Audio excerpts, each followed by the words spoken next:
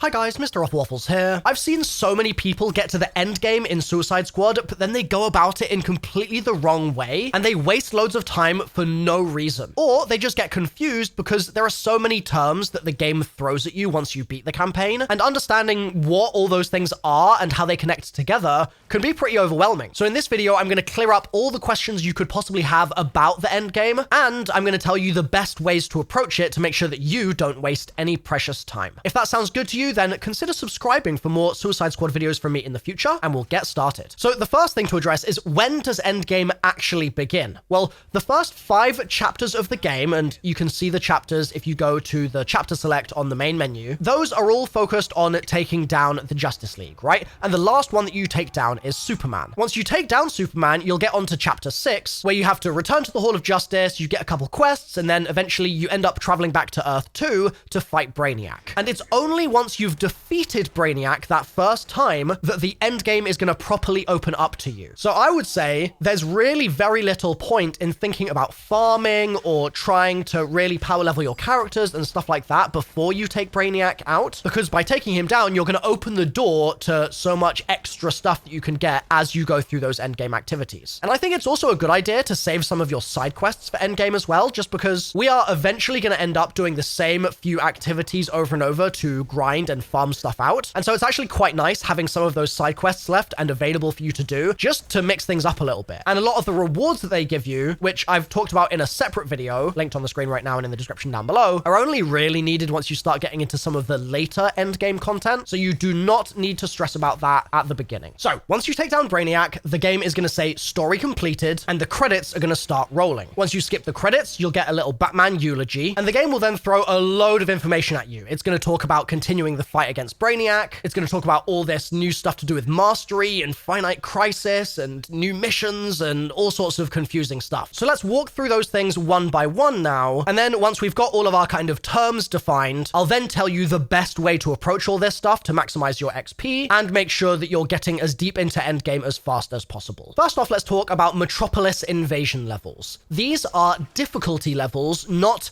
levels in the sense of new missions, like not a new level to play. It's just a new type of difficulty. During the story, you'll only have been able to play on 3 difficulties. You've got the lowest, which is walk in the park, middle, which is best pay attention, and the highest, which is sweating bullets. Now, you may have already noticed that if you're playing on anything other than the lowest difficulty, you're going to get a bonus to your XP and your resources. Now, the difference with these new Metropolis invasion levels is that they are going to further boost the XP and resources that you gain, but they can only be unlocked by getting a load of XP earned while you're playing on the highest difficulty currently available to you. So once you hit the end game for the first time, that's going to be sweating bullets, and you're going to need to earn a whole load of XP while playing with sweating bullets enabled to unlock invasion level 1. Then once that's available, you need to switch to invasion level 1 and get a whole load more XP in order to unlock invasion level 2, and so on and so forth. Now, thankfully, more XP and more resources aren't the only things that you benefit from by going up the invasion levels. You are also gonna make yourself eligible to start receiving new Notorious loot, new legendary loot, a chance to receive master loot, and legendary recipes and a banner. And if you don't know which of those things you should care about or what those things are, don't worry. Like I said, once we've defined our terms here, we'll start talking about all the different loot and the different things that you're gonna want to grind. Next are incursion missions. These are new missions which are marked by the classic kind of main quest marker on the map, but with this purpley glow around them. And these are your primary focus when you get started with the end game. When you go over to an incursion mission for the first time, you're going to see that the way you access it is via this little portal, and that portal is powered by Promethium. This is a new currency that they introduced towards the end of the game, and the idea is that Promethium basically powers the portals that you need to use in order to go and actually fight on these Elseworlds to complete these incursions. We'll talk more about Promethium in a moment, but first I want to just focus on the incursion itself. When you interact with an incursion portal, you're going to see this screen, and on the left-hand side, you'll be able to select a difficulty. Now, when you get started with endgame, you're only going to have 3 difficulties available, and they're just going to be the same ones that you had access to during your campaign. And then below those, you're going to see these mastery levels. So similar to how invasion levels worked, you can only unlock the next level here by completing the incursion on the highest highest available difficulty. So once you complete it on Sweating Bullets, you'll get Mastery 1. Then if you decide to do it again and you select Mastery 1 and then you complete it, then you'll unlock Mastery 2. Do it on Mastery 2, you'll get 3, etc. And I'm going to come back to Mastery levels in a couple of minutes here because they're related to the new loot pools that are going to open up for you once you get through that end game. But just for the time being, I want to really focus on the incursions themselves. So at launch, there are 3 incursions available. They are Worlds Unfair, Invasive Species, and Sending a Signal. And I'm going to very quickly talk through how each of them works now. First off, we have Sending a Signal, which requires you to kill enemies to gather charges and then get to a safe zone, and then go through a few waves of this and then escape. The next is Worlds Unfair. This is one of the crystal and incubator missions, where you destroy the crystals to make the incubators vulnerable, and then you destroy those too, and then escape. And the last is Invasive Species, which is another Ivy mission, where you defend her plants from a load of waves of bad guys, and once the plants are done growing, you escape. So now that we've talked through those incursion missions, we can return to the topic of mastery levels and also introduce a new term, your Finite Crisis rank. So like I said before, you'll unlock higher mastery levels by completing a given incursion at the highest difficulty available to you at any given time. And remember, this is difficulty that you have to select when you interact with one of those incursion portals, because the other difficulty stuff we were talking about, invasion levels, right? That was Metropolis invasion levels, but for the incursions, we're going to Elseworlds, and so the Metropolis invasion level obviously no longer applies, and that's why we need to apply mastery levels to them instead. Now, to introduce the idea of Finite Crisis rank, let's pretend that I had completed all 3 of my incursions at mastery level 2. This would mean that together, I could add up my personal bests there, and obviously 2 plus 2 plus 2 is 6, and the game would therefore give me a Finite Crisis rank of 6. Now, it's not always going to work exactly this way, because Finite Crisis does pay attention to some other things in the game and doesn't only attribute your rank to your mastery levels. But for the purpose of what we're talking about today, if you'd done all 3 incursions at mastery level 10, you'd probably have a Finite Crisis rank around 30. Like, it's more or less gonna give you a good estimate for where your Finite Crisis rank is gonna land. But the next logical question is, why do we really care about Finite Crisis? Like, what's it actually for?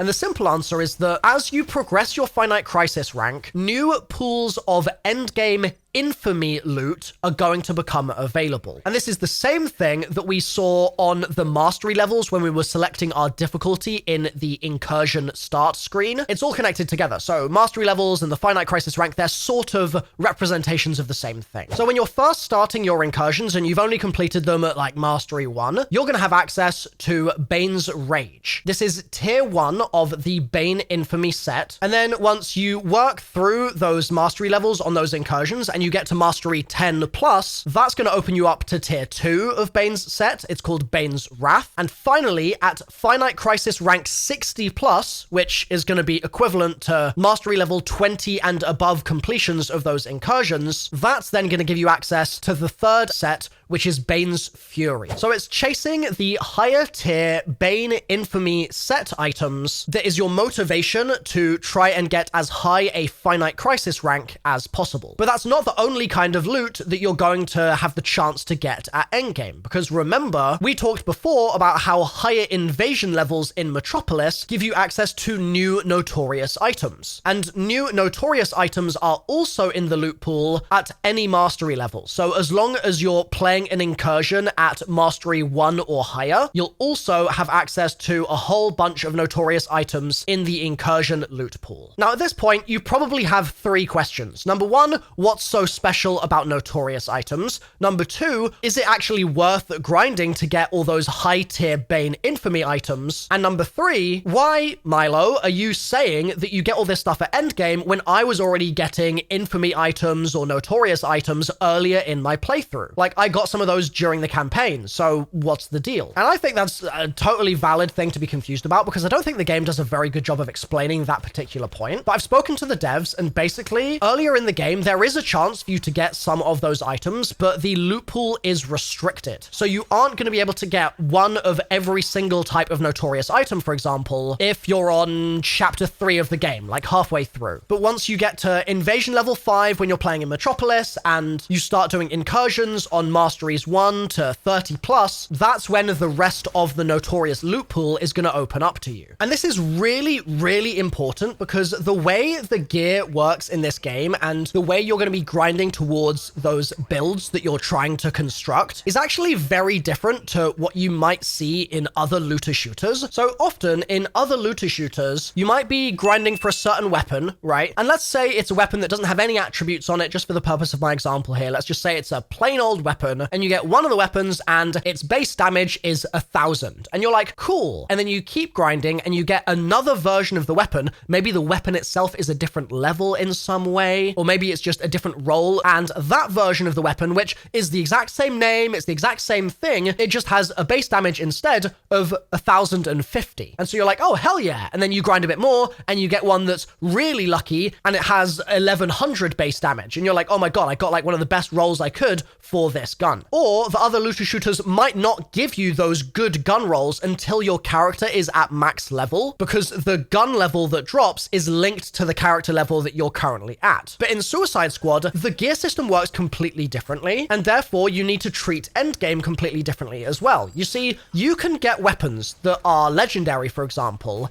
in Suicide Squad during the campaign, which will still be viable and effective way deep into endgame, because the weapon itself is not going to be at a higher level just because you got it later on. Instead, in this game, it's more about which items you're combining, and that's why opening up those new loot pools at the end of the game is so important, because unlike those other games, you're not primarily grinding for the best version of the same item, but instead, you're just grinding for getting the item in the first place. Now, there are, of course, some small exceptions to this, but they're the sorts of things that you can argue about in the comment section. They're not super relevant to what we're focusing on for getting started with endgame today. So now that we've covered that stuff, we can dig into Infamy sets in a little bit more detail. The special thing about Infamy sets is that they have set bonuses which increase as you equip more and more items from the same set. And each set is linked in some way to the infamous character which the set represents. So Bane has his 3 sets, like I mentioned, Bane's Rage, Wrath, and Fury, but you also have an Infamy set for Hack, for example, called A Force of Bionics. Toyman has a set called Squad Time Activate. Penguin has a set called And Bob's Your Uncle. Ivy has one called Environmental Adaptation, and Lex has one called The Cost of Business. There are plenty more in the game, but we're going to focus for a moment on Bane's sets. So the tier 1 Bane set, Bane's Rage, is going to give you this 1-piece bonus for melee hits if you just equip one item from the set, but then you'll get this bonus if you also equip another thing from that same Bane's Rage set. And finally, if you equip 3 things from the set, you'll get this 3-piece bonus. Now, it's important to realize that Bane's tier 1 set, Bane's Rage, does not stack with Bane's tier 2 set, which is Bane's Wrath. And his tier 2 set does completely different stuff. So for example, the 1-piece bonus for Bane's Wrath increases craze duration. So it's not the melee hit bonus that you got from the tier 1 set. And this means that, for example, if you want the 3-piece bonus from Bane's Rage and from Bane's Wrath, you're gonna need to equip 3 from each set. You cannot mix and match here, which is unfortunate because they are tied to that same infamous character, but because technically the set itself is different, they aren't going to combine in that way. However, that isn't to say that you should totally ignore the fact that they both relate back to infamous Bane, because you'll notice that the set bonuses for all 3, Bane's Rage, Wrath, and Fury, are all actually quite synergistic with each other. They really combine very well because of the fact that they all relate back to the crazed status effect that you can apply to enemies, which is the same effect that you get from the Venom Frenzy affliction, which you unlock through the campaign, which causes enemies to become crazed. So, God, that was a lot of words. It's a real mouthful describing a lot of this stuff, but if you're enjoying the video so far, it'd be amazing if you could just maybe have a quick 5-second mental break to leave a like on it and consider subscribing for more content like this. So, in summary, infamous items have set bonuses, whereas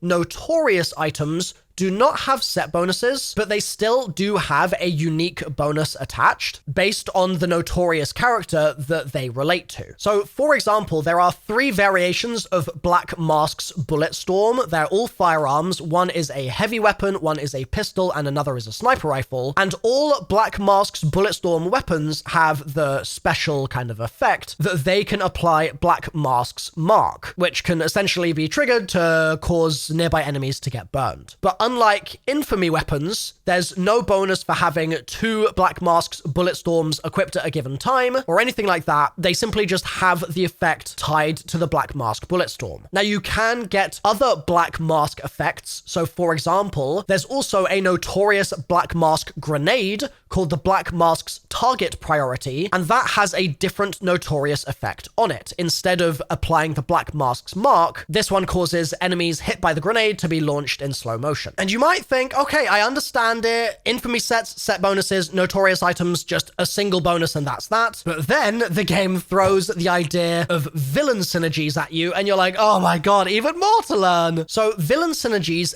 basically act as secret sets, which you can uncover by equipping items from different Notorious and Infamous villains. So for example, if you equip something from one of Bane's Infamy sets, and you equip something else from the Notorious villain Two-Face, that's going to give you the villain synergy bonus called the True Face of Fury. And I actually love this one, so I'm just going to shout out its actual effect real quick. Harvesting enemies gives you a 100% chance of dropping grenade ammo and increases grenade damage for 20 seconds. It's so powerful for grenade builds. And the cool thing about villain synergies is that, you know, before I said to get the set bonus for Bane's Rage, all the items had to be within Bane's Rage. You couldn't add some from Bane's Wrath. Well, in the case of villain synergies, that sort of no longer applies. It doesn't matter if you equip a Notorious Two-Face item and then a Bane's Rage item, or a Notorious Two-Face item and a Bane's Wrath item, because underneath it all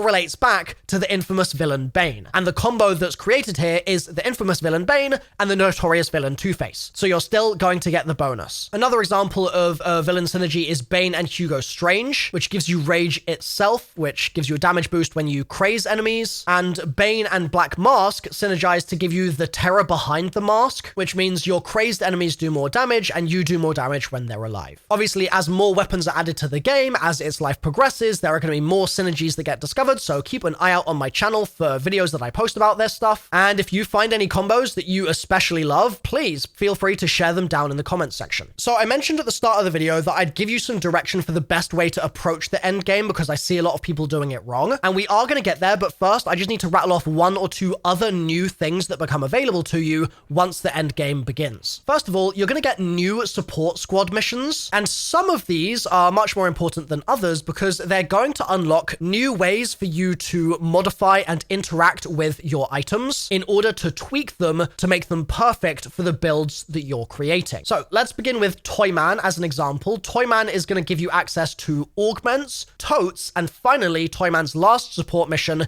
is going to give you access to eliting. That's going to mean that you'll have the ability to re-roll the augments, which are the little buffs that randomly get applied to your items. So you'll be able to get a new set of those on that same item to try and get ones that suit your build better. There are normally limits to the way that you're able to reroll those stats, but with eliting, you're then able to reroll all of those item augments, which essentially means that you have to rely a lot less on random chance. There's still some involved, but a lot less in order to create those perfect weapons for your builds. And similar can be said for Penguin with Overhauling, and for Ivy with her reflections. So it's recommended that once you get to endgame, you do start thinking about doing those support squad missions to unlock these abilities for yourself to use. Now, another thing you'll unlock in the endgame is killing time, and this is going to first appear, I believe, when you hit Finite Crisis rank 10. So you'll be working through your incursions, you'll be getting your mastery level completions up on those, and then all of a sudden you'll hit Finite 10, and your incursions will no longer be visible on the map, and instead the game is going to point you towards killing time. This is another objective that you need to spend Promethium on to go through a portal into an Elseworld, and when you get there, you need to try and survive as long as you can. You also have a 3-minute timer counting down, and you can can boost that timer back up by getting enemy kills. So one enemy kill might give you 8 seconds back, for example. And so the idea is you get as many kills as possible to advance through the difficulties of this endless survival mode, and also to keep your timer topped up so that that doesn't run out. And you'll see on the left side of your screen how far you've currently made it based on what mastery level you're currently at. So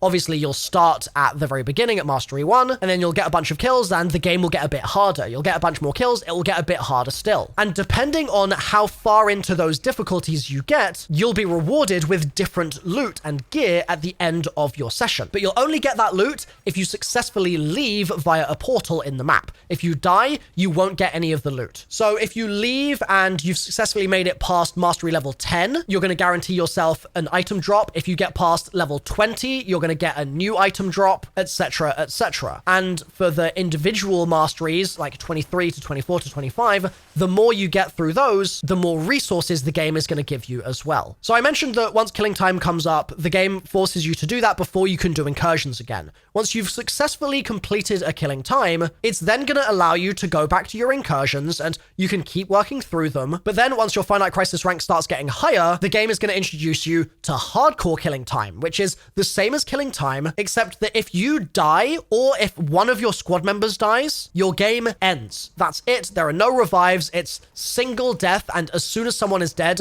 that's it. You've wiped. This obviously means it's a lot harder, but it's a fun challenge. And again, once you've completed hardcore killing time, the game will allow you to go back to completing your incursions. And once you get your Finite Crisis rank higher still, to around 30 plus, the game is going to unlock another new portal for you, and this one is the Kill Brainiac portal. The difference now is you're going to be able to do the Kill Brainiac mission on Mastery 10 plus, so it's going to be a lot harder than the first time you did it. This is the game's way of saying, yes, you're doing these incursions over and over again, but there are other objectives and missions that we're going to sprinkle in here to mix things up for you and to also allow you to challenge yourself in new ways. And as you continue to climb through Finite Crisis ranks, the game's going to continue to do that. Now, that Kill Brainiac mission, also known as a Mayhem mission, is really not easy at Mastery 10 plus. It's just a very challenging fight because Brainiac himself doesn't really take a huge amount of damage in the very short windows that you have to actually damage him. And it can seem at first like the fight might be impossible because he's going to take a bit of damage, but then he's going to go into a mobs phase where he seems to sort of regen, and it might seem like he's just going to infinitely restore his health and you won't be able to take him down. But after a few of those phases, he'll go into an infinite DPS phase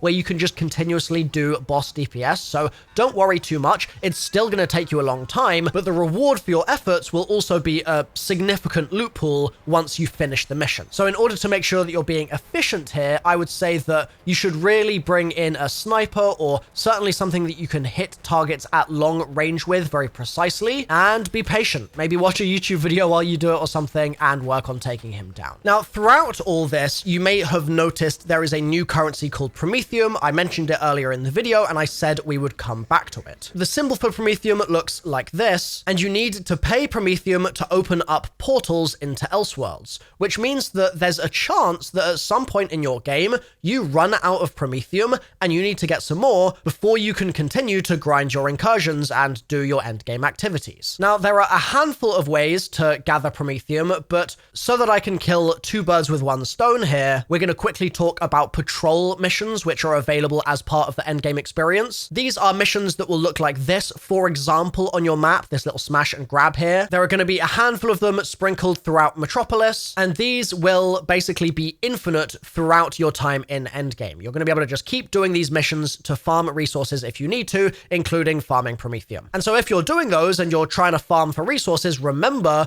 you can turn up your invasion level to get even more resources on top of the sort of base allocation. Now, yet another thing that is going to open up to you in the endgame is Raising Hell. Your Raising Hell objectives can be seen on the left side of your map screen, and you'll notice there is a tier for those objectives as well. Once you complete all the objectives in a given tier, tier, you'll get a 30-second countdown timer on your screen, and Brainiac will then summon a little hit squad to come and attack you. And once you take the hit squad down, you'll be rewarded with a bunch of loot. You'll get some pretty good items. Now, if you then go back to your map screen, you'll see that your Raising Hell tier has advanced to tier 2, and you can go through those objectives again, take down another hit squad, and that's going to give you even better loot, and so on and so forth. However, it's a bit weird this, but if you exit your session, so if you quit your game or you leave your server for some reason, that will reset your Raising Hell tier back to tier 1,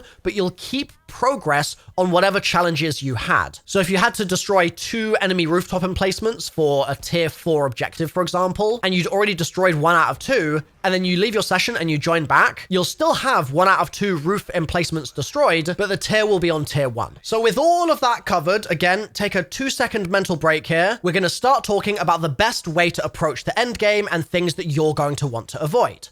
First of all, towards the end of the campaign, you get access to these assault missions. And if you haven't done those yet, I'd really recommend you do those pretty early, and you do them on whichever character you have that is the most under-leveled. The reason for this is they're going to grant a huge amount of XP. We're talking between 30,000 and 70,000 XP. So it's extremely valuable to do those on an under-leveled character. And this is where some of my advice comes in to help you avoid making mistakes in endgame, I would strongly encourage you to do those assault missions on the maximum Metropolis difficulty available to you. So if you're on Sweating Bullets still, do them on Sweating Bullets. If you've unlocked Invasion level 1 or 2 or something like that, do them on the highest available to you. And that's simply because if you do all 3 of those missions, you're going to get what, like 150k XP or something? And that's going to advance you so far on your Invasion level progress. It's going to be a really good boost, and you want to make sure that you put all of that XP to good use. And there's actually another way to get even more XP from those and from everything else that you do at endgame, and that's paying a lot of attention to your squad talents screen. So this isn't technically an endgame feature, but the timing of you unlocking it probably lines up with endgame. So when you first max level a character, you'll get access to this squad skills board, and on the top right-hand side, you'll see there is an option to put 20 points into getting yourself extra experience points earned. And then if you press down on your D-pad a couple times, you'll see that there is another option for you to level up and get even more XP. And this is what I would sink all my skill points into at the beginning, because it's kind of a compounding effect and it's just going to accelerate your progress. And if you're wondering how you get the skill points in the first place, it's the exact same system as when you were leveling your character skill tree during the campaign, except now you can over level and you'll just keep wrapping around the same level over and over again, and it'll give you a new point each time. It feels pretty similar to the Paragon system that you might be familiar with in other games. Now, on top of all of those things, if you're still trying to grind through all those invasion levels for endgame as fast as possible, I'd also recommend in your loadout looking for augments that can be changed to grant you extra XP or extra XP from kills. They're slightly different things. Some are tied to the weapon that the augment is on, whereas others are just flat XP boosts across any XP earned. But these can really rack up and make a pretty fat difference to the XP that you earn in any given mission. And if you took my previous advice and already did all of Toyman's support squad missions, you can directly roll into those augments. So there's no chance involved here. You just build yourself a loadout that is an XP farming loadout and you go crazy with it. Another thing that's going to prevent you from wasting a lot of time in endgame is making sure that unless you are grinding for your next invasion level unlock, you want to be doing activities on the minimal difficulty required for you to still get the loot that you are looking for. I know that was a very wordy sentence, but I'll break it down. If, for example, you were looking to grind items from Bane's Tier 2 Infamy set, you already know from what I've previously said that those are available when you're doing incursions beyond Mastery 10. And so if you jump in and you're like, oh yeah, I'll do it at Mastery 19 because that's my current highest mastery, and you keep dying, you're just wasting time with those failed runs when you could just as easily be getting yourself a chance at that tier 2 loot from a Mastery 10 run that you might be able to do 3 or 4 times as quickly. It's all about being smart and being very targeted, doing the least amount of work possible for you to still get the reward that you're looking for. Now, as you grind out your Finite Crisis ranks, you may find that just doing the same incursion over and over again is a bit laborious and it feels a bit slow. Thankfully, there's a trick that you can use to jump a couple of mastery levels each time to quite significantly accelerate accelerate your progress through the ranks. So let's say you've got the 3 incursions at highest completions of 2, 3, and 4. In these conditions, if you attempt the incursion with a highest completion of 4, the maximum difficulty the game will allow you to try is Mastery 5. But if you go over to the incursion that your highest completion of is 2, it will still give you the opportunity to try it at Mastery 5, because you have that other incursion that's already at Mastery 4. And so this means that Mastery 2 completion can jump to Mastery 5 completion, and then your Mastery 3 completion can jump to Mastery 6 completion when you do that afterwards, and so on and so forth. You'll still be incrementally increasing the highest mastery difficulty level that the game will permit you to attempt, but you'll be dragging all 3 incursions up with you, and that means that instead of having to do 30 completions of each one, you're only going to end up needing to do 10 completions of each one to get to that Bane Tier 3 set. In other words, never do the same incursion twice in a row, because you'll be missing out on free mastery difficulty gains. And this is even more appetizing because if you get to Finite Crisis rank 100, you're going to unlock gold outfits for all your characters, massive status symbol for sure, massive flex in the game. But to get those mastery 30 plus completions, you are going to need a really solid build. And so I've linked 2 videos on the screen right now. One of them is a set of builds that you can use to just be OP. And the other one is styled a bit more like this video, breaking down everything that you need to know about gun crafting, overhauling, eliting, totes, and generally perfecting your builds. This video has been a bit of a labor of love to create, so I'd really appreciate if you hit the like button. And if you've subscribed based on what you've seen, then welcome to the family. I'll see you soon.